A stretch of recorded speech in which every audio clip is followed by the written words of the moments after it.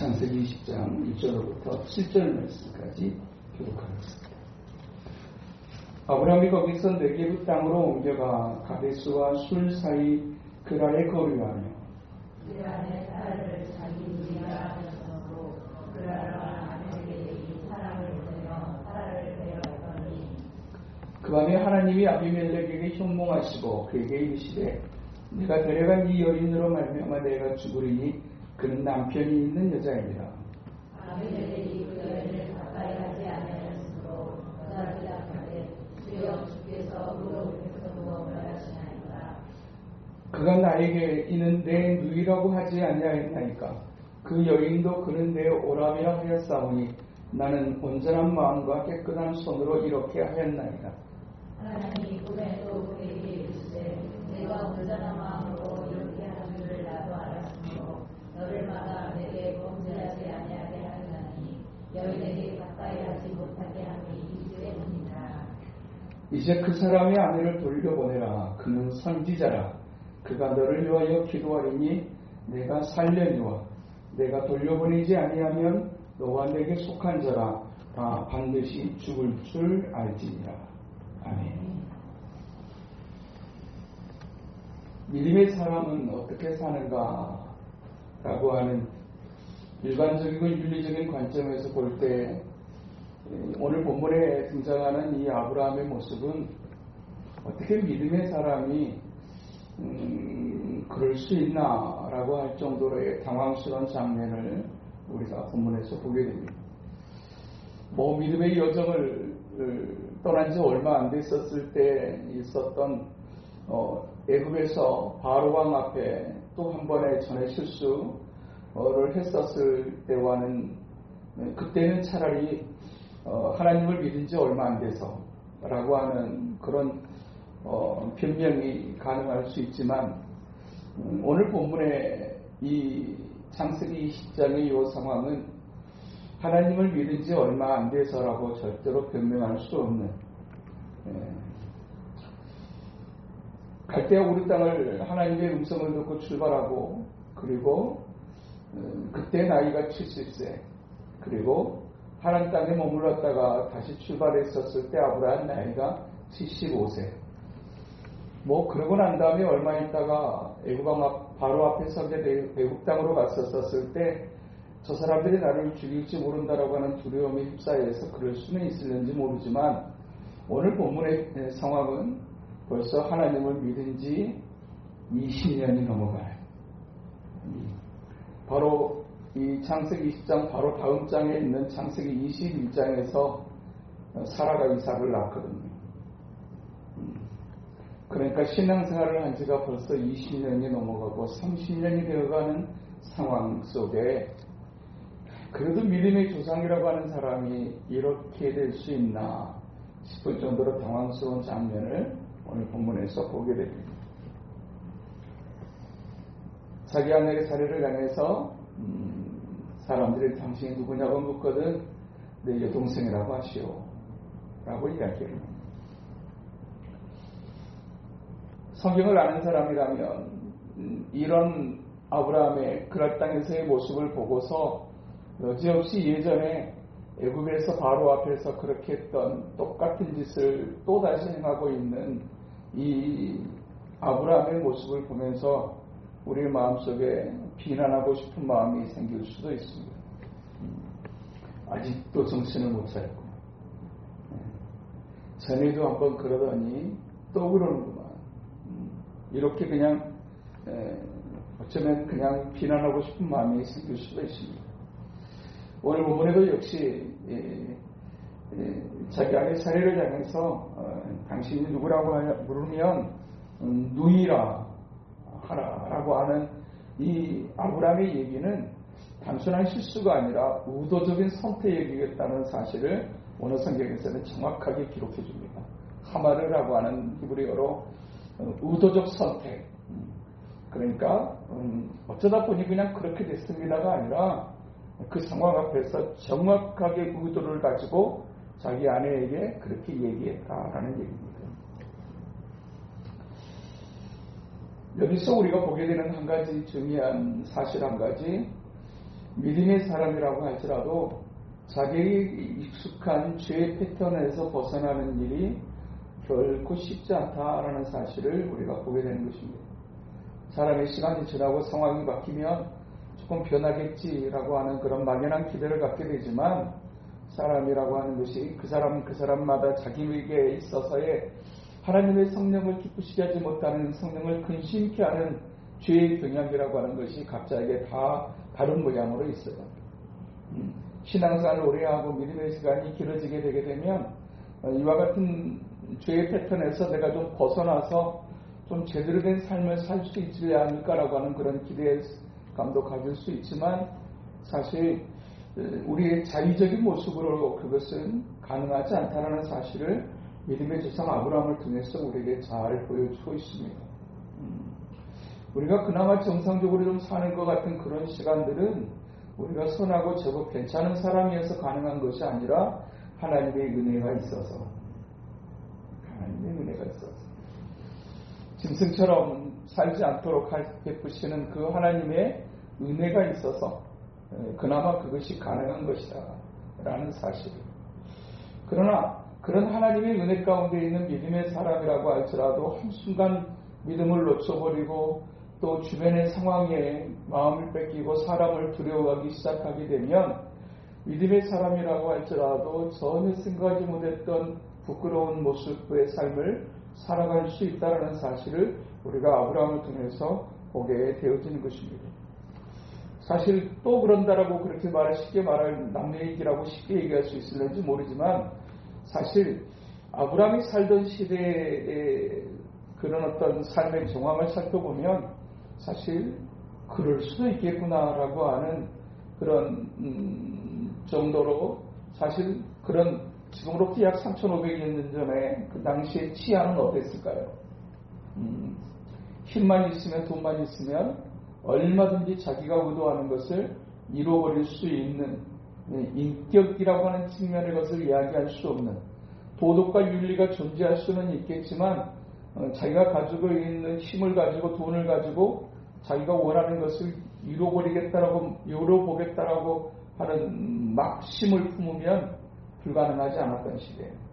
그렇다고 해서 어떤 그런 법률적으로, 도덕적으로, 또 치안적인 측면에서 안전이 보장되어 있지 않았던 시대.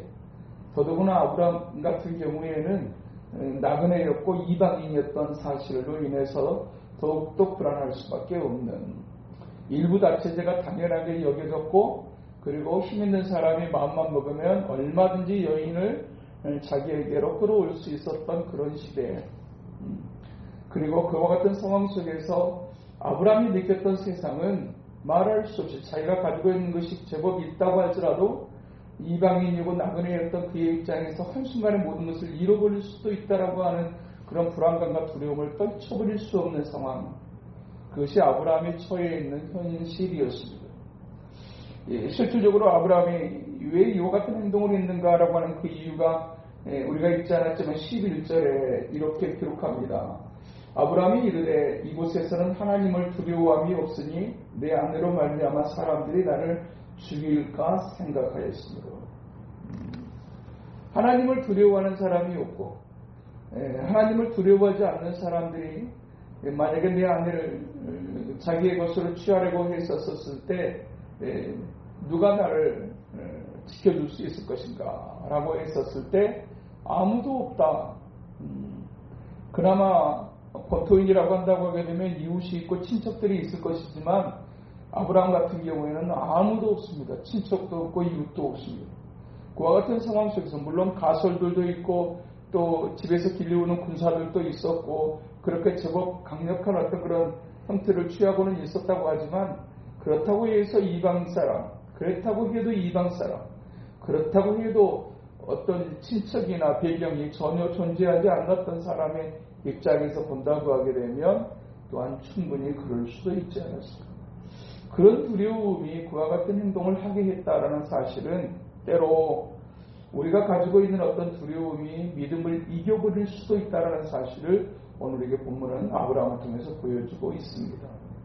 우리가 어떤 두려움 속에 하나님을 놓쳐버리고 하나님의 약속을 붙잡지 못하고 내가 가지고 있는 현실과 상황을 인간적인 생각으로만 바라보게 되게 될 때 우리도 언제든지 두려움에 휩싸일 수 있고 그 두려움은 믿음을 이겨버리고 그 두려움은 때로는 믿음의 사람으로서는 이해할 수 없는 어떤 자리나 어떤 행동들을 하게 할 수 있다는 사실을 우리가 아브라함을 통해서 보게 되어지는 것입니다.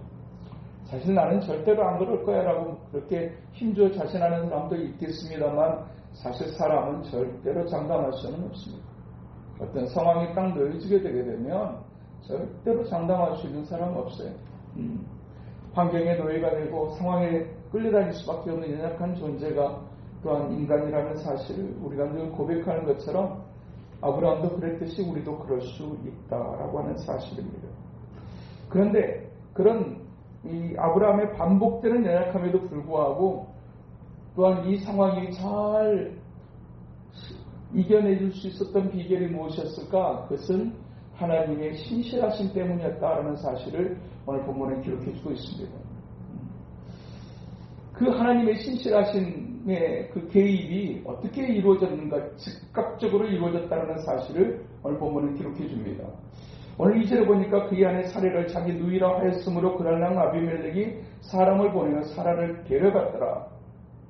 그 밤에 하나님이 아비멜렉에게 현몽하시고 그 밤 그는 아브라함이 믿음의 사람이었지만 두려움에 사로잡혀서 말도 안 되는 당황스러운 행동들을 해버리고 말았던 그리고 아브라함은 이제 자기가 지켜야 될 사람을 지키지 못하는 채로 정말 무책임한 행동을 하고 아무것도 할 수 없었던 그 밤에 하나님께서 그랄랑 아비멜렉에게 꿈에 나타나셨다라고 성경은 기록합니다.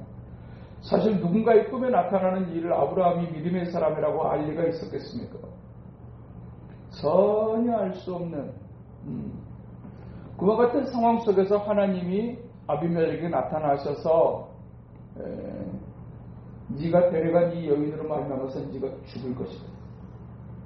내가 너를 죽여버릴 것이다 라고 하나님께서 이 아비멜렉을 향해서 윽박지르십니다. 아브라함이 모르는 상황 속에서 일어나 그의 가정을 지키고 또 그의 삶을 지켜내셨던 하나님의 은혜가 있었던 것처럼 사실 이 한 주간 우리의 삶에도 어쩌면 우리도 모르는 사이에 생각하지도 못했던 일들이 나와 관계되어 일어날 수도 있었던 어떤 상황들이 있었을 수 있다.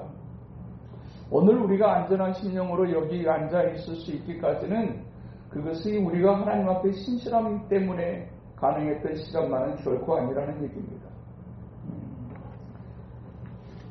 나도 알지 못하는 중에 일어났던 어떤 하나님의 개입하심이 베푸셨던 그 하나님의 은혜가 우리의 영혼을 지켜내고 우리의 삶을 지켜내고 우리의 가정과 우리의 자녀들을 지켜내줄 수 있었다는 사실입니다. 아브라함이 힘써 지키려고 하지 않았습니다. 정말 아브라함이 원래 무책임한 사람이었다라고 그렇게 치부할 수가 없어요. 그의 조카 롯과의 관계 속에서 그가 취했던 행동을 보게 될 때 그가 그렇게 결코 무책임한 사람이 아니에요.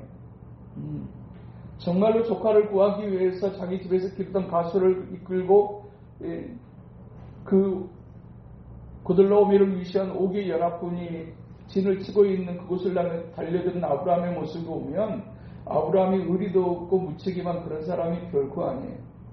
그런데도 불구하고 상황에 휩싸이게 되고 두려움에 사로잡히게 되게 되면 때로 이와 같은 모습도 가능할 수 있는 게 인생이다.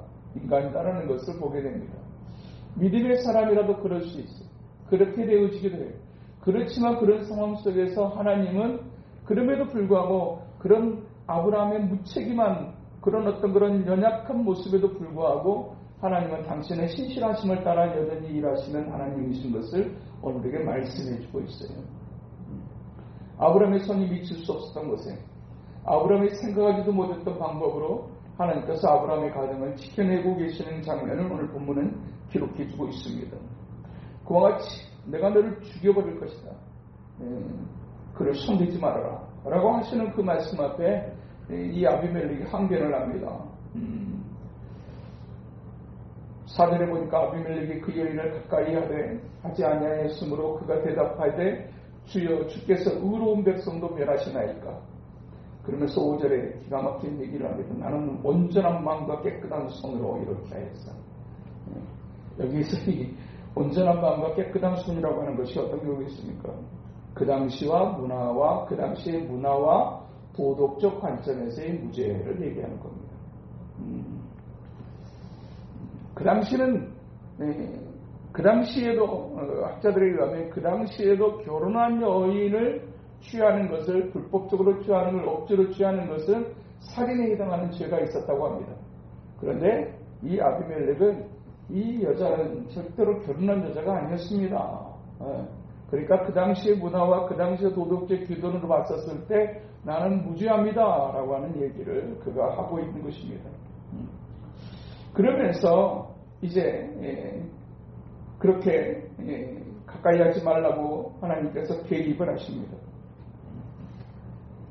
여기서 이제 그렇게 말씀하시고 난 다음에 기가 막힌 한 장면이 등장을 하는데 7절에 보니까 이제 그 사람의 아내를 돌려보내라. 그는 선지자라. 기가 막히지 않습니까? 그렇게 행동했던 정말로 연약하기 그지없는 그런 아브라함을 향해서 하나님께서 뭐라고 하냐면 그 사람은 선지자니라 라고 그렇게 얘기해 주세요. 하나님은 우리의 아버지가 되시고 우리의 아버지가 되시는 하나님은 우리의 연약함에도 불구하고 언제든지 나의 편이 되시네. 왜 그러냐고 어떻게 그럴 수 있느냐고 얘기할지 몰라도 그래도 부모는 항상 자식 편인 것처럼 하나님도 역시 우리가 예수 그리스도를 통해서 예수 그리스도를 믿는 그 믿음 안에 있다는 이유 하나로 우리가 하나님과의 관계를 맺고 하나님의 자녀가 되는 그 순간부터 하나님은 언제나 영원히 우리의 편이신 줄로 믿습니다. 우리의 모습이 착하고 선하고 신실하기 때문에 우리의 편이신 것이 아니라 우리가 예수 그리스도를 통해서 하나님의 자녀가 됐다는 그 이유 하나만으로 우리가 예수를 그리스도로 인정하고 받아들였다는 그 이유 하나만으로 하나님은 우리의 아버지가 되시고 하나님은 어떤 상황에서든지 우리의 연약함과 때로는 불신실함에도 불구하고 하나님은 여전히 당신의 신실하심을 따라 자기 백성을 지키시고 우리 편이 되어주시는 분이라는 사실을 오늘에게 말씀해 주고 있습니다. 도덕적으로 실수하고 도덕적으로 실패해버린 아브라함이었다고 비판받을 수 있을지 모르겠습니다. 그럼에도 불구하고 그렇다고 해서 하나님께서 아브라함에게 허락하셨던 영적인 사명을 거두시느냐? 그렇지는 않으시더라. 비록 도덕적으로 실수하고 실패했던 아브라함이었지만 영적으로는 여전히 하나님의 도구로서의 아브라함인 것을 오늘 본문에서 말씀하고 계시는 것입니다. 하나님의 언약은 인간의 실수나 실패로 인해서 취소되지 않는다라고 하는 분명한 영적 교훈을 우리에게 주고 계시는 것입니다. 그는 선지자입니다.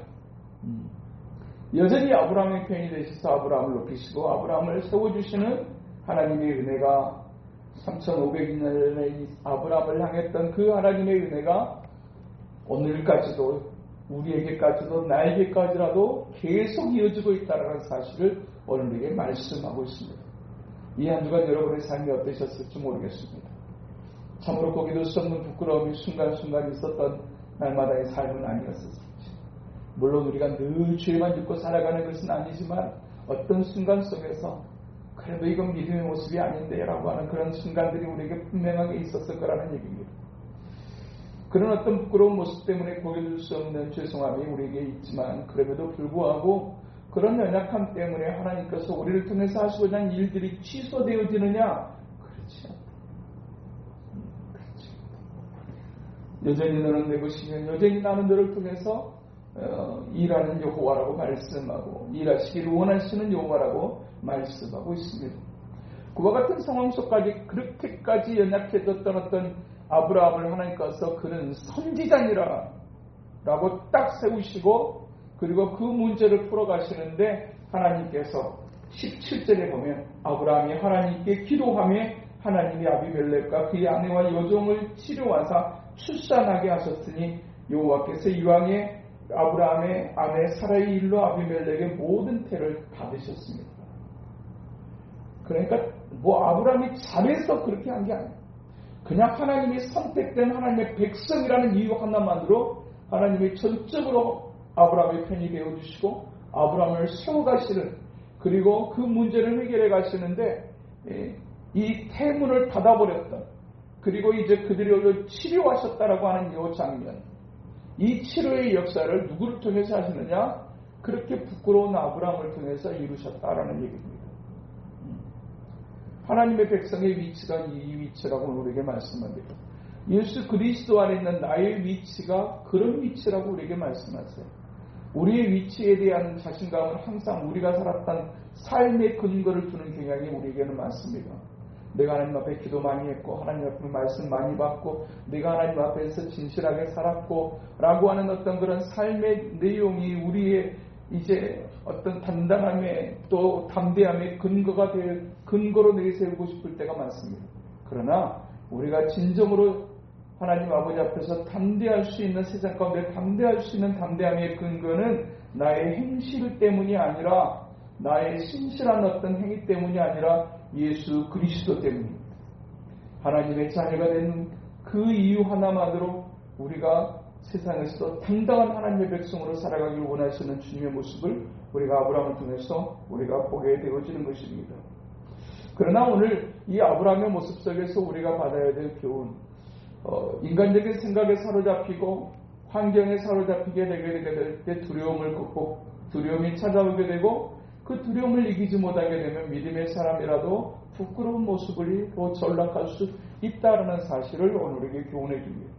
어떤 상황 속에서라도 하나님은 두려움을 이겨내는, 그리고 하나님을 더욱 의지하는 믿음 가운데 살아가는 우리가 되게 되려고 기도하는 이 밤 우리가 되어야 될 줄로 믿습니다.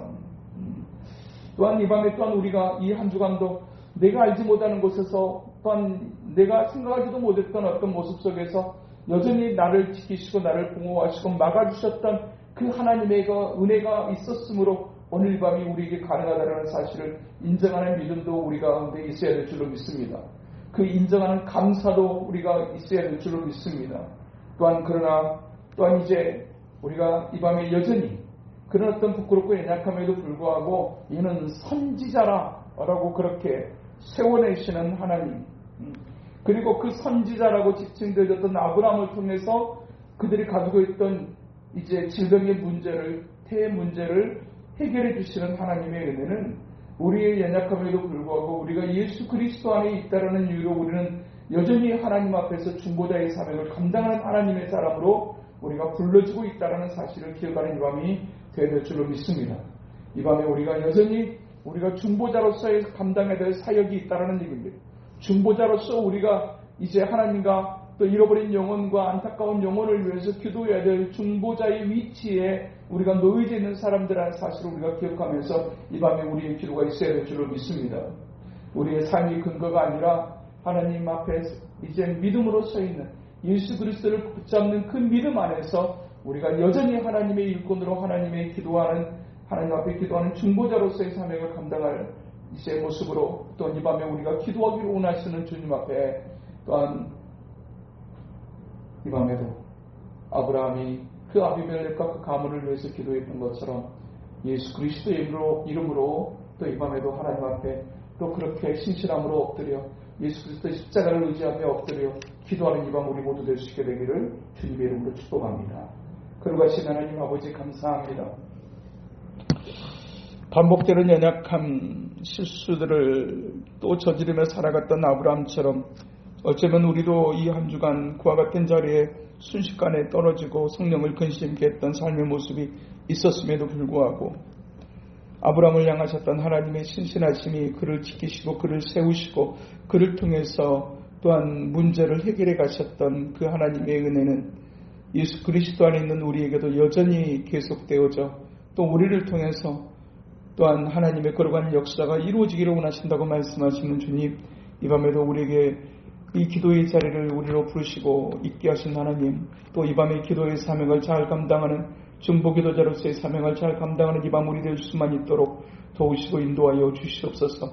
우리의 기도의 근거가, 우리의 담대함의 근거가 나의 모습 때문이 아니라 늘 예수 그리스도 때문인 것을 고백하는 신실한 믿음 안에 거하는 우리가 되게 하시고 어떤 상황 속에서도 모든 것을 아시며 막아주시는 하나님의 내 편이시며 나와 함께 하신다는 사실을 신실하게 믿는 믿음 안에서 우리의 삶을 나아가는 우리의 모습 될 수 있도록 주여 도와주시옵소서. 예수님 이름으로 기도하옵나이다. 아멘.